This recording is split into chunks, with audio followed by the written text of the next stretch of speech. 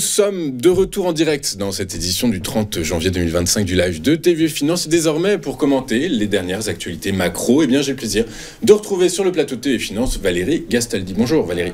Bonjour Louis. Bonjour, merci Valérie d'être avec nous ce matin. Vous êtes stratégiste chez Day by Day. Avec nous donc pour commenter la toute dernière actualité. Valérie, selon vous, quelles sont les principales tendances qui façonnent et qui vont façonner les marchés financiers en 2025 ?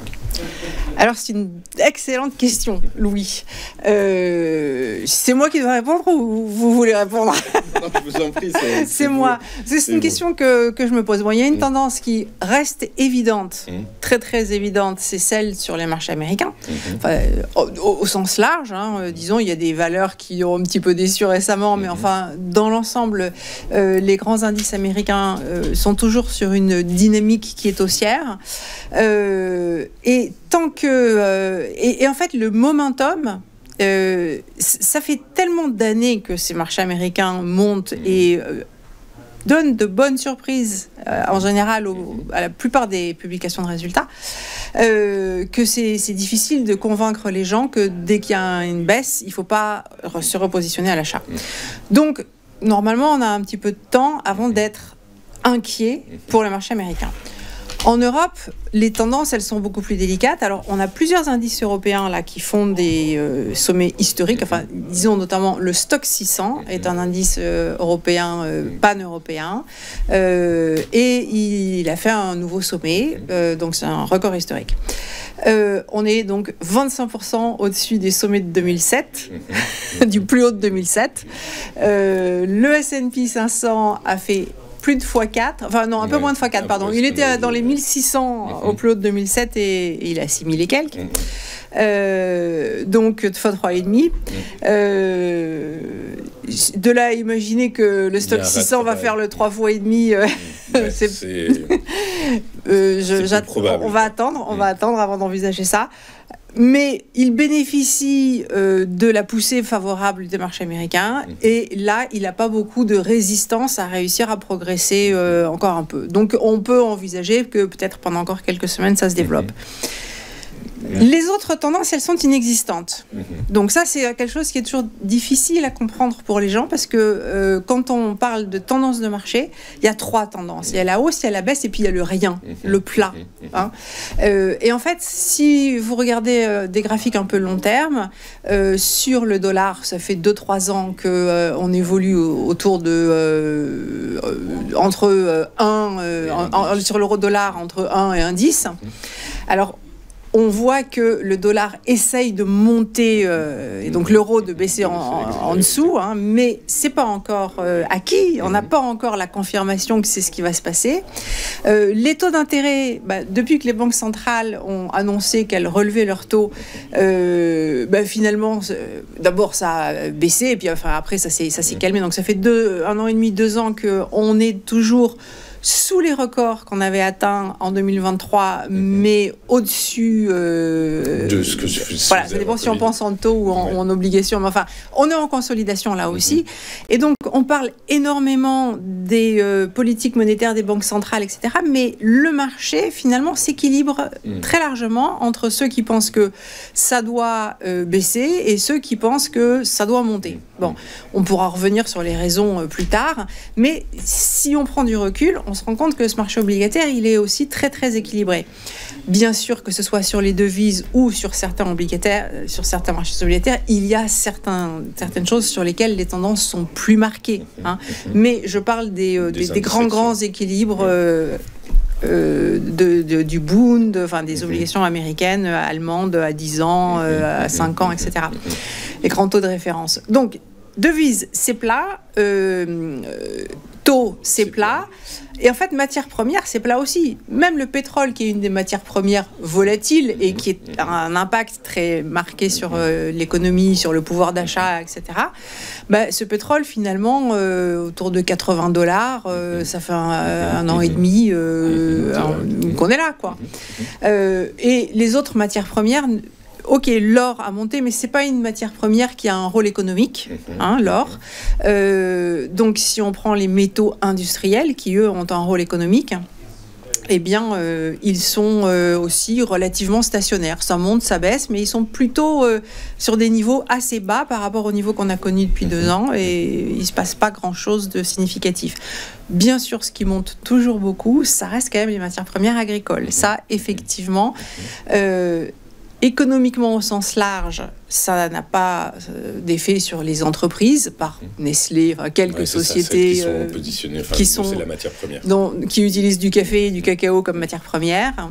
Et ça a un portefeuille, ça a un impact sur la consommation des ménages. Donc, ça a quand même un rôle économique, mais pas par le biais des entreprises. Donc, sur les indices boursiers, c'est délicat d'en mesurer l'influence, parce qu'en fait, les gens qui investissent en bourse, ce ne sont pas les gens qui sont limités par leur budget alimentaire. C'est pas les mêmes. Bon, voilà. Donc il y a toujours de la demande pour les actions quand même si peut-être qu'économiquement la consommation en Europe ne va pas encore se reprendre significativement en 2025. En tout cas, c'est ce qu'on entend dire, c'est que pour le moment la consommation elle n'est pas plus au rendez-vous qu'en 2024. Mais c'est très tôt en 2025, on a juste quelques semaines. Exactement. Bon, donc en fait, quand vous me dites quelles sont les tendances, on entend équilibre en fait pour l'instant. Voilà. Et donc pour le moment il n'y a rien qui soit marqué.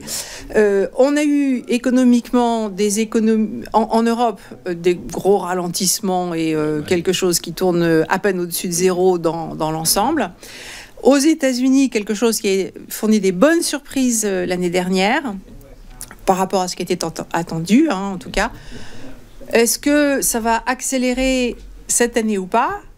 En fait, sincèrement, on peut faire des projections, mais de toute façon, personne ne sait. Et c'est très, très, très équilibré. Il n'y a rien qui permette d'affirmer avec une conviction importante ce qui va se passer dans l'économie américaine. Mais il y a ce momentum, il y a cet effet d'habitude que les actions américaines, ça monte et que quand elles baissent, il faut en acheter. Et c'est ça qui permet de poursuivre, beaucoup plus que réellement ce que l'on peut anticiper sur les bénéfices des entreprises, etc.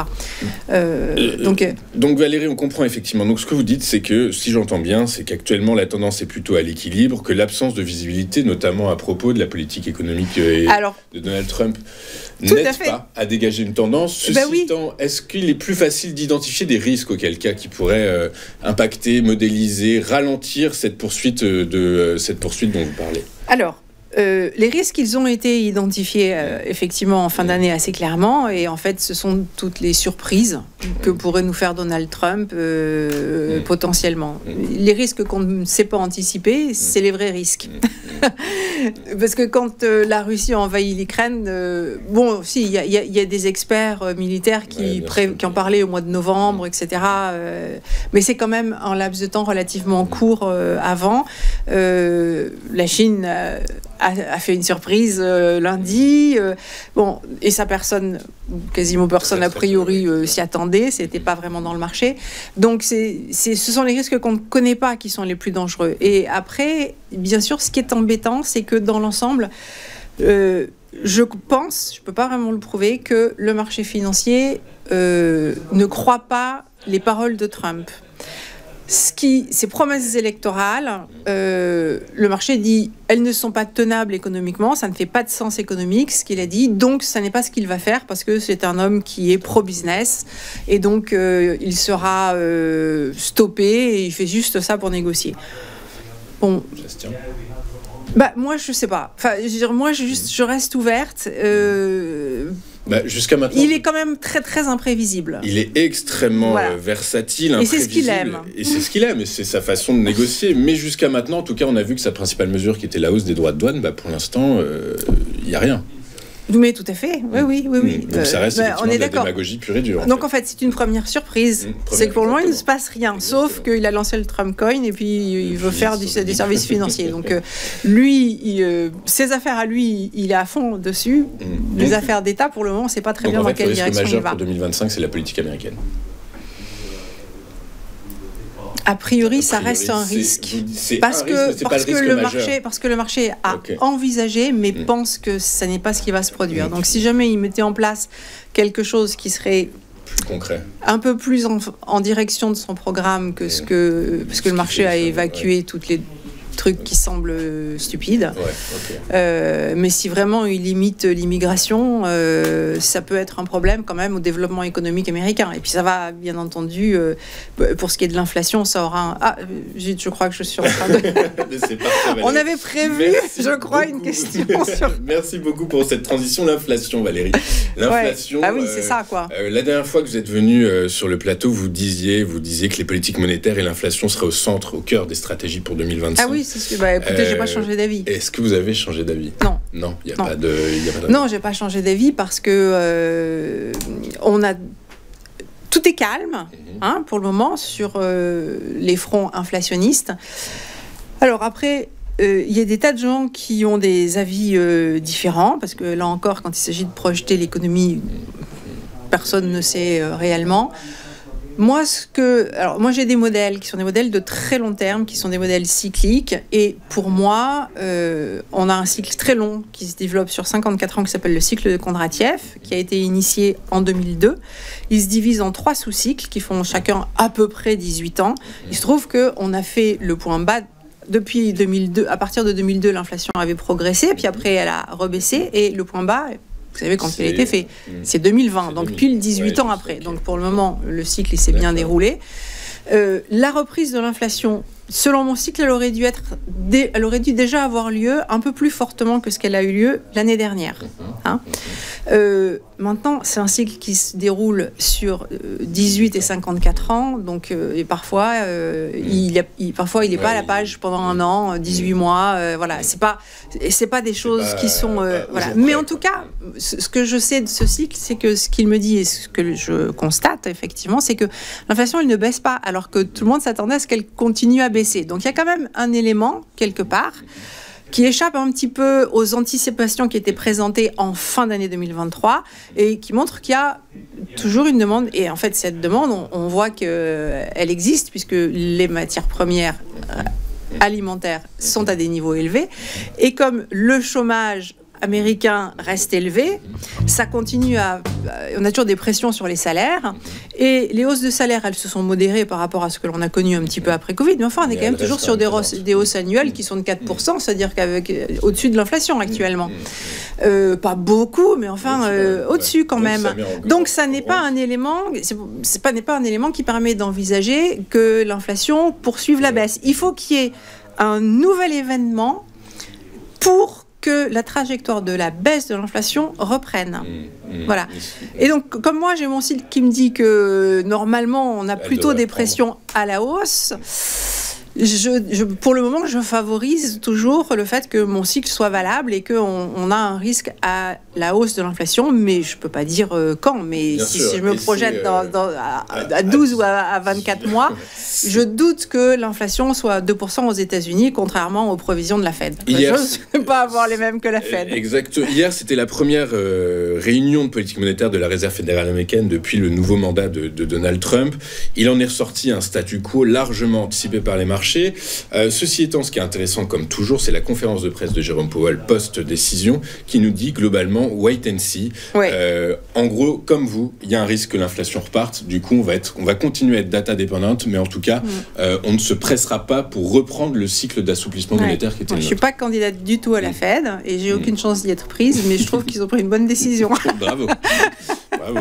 Oui, bien sûr. Il n'y a aucune donnée qui permette de changer très nettement d'avis. Ils ont une politique monétaire qui est légèrement restrictive actuellement parce que les taux d'intérêt restent un petit peu élevés. C'est pas très restrictif et en fait. Ce qu'ils savent, c'est que ils ont quand même une économie avec un taux de chômage qui est très bas et que s'ils baissent un petit peu trop vite, en fait, il y a plus de chances pour que l'inflation reparte que le risque qu'ils estiment de ralentissement économique embêtant s'ils les laissent encore à ce niveau-là.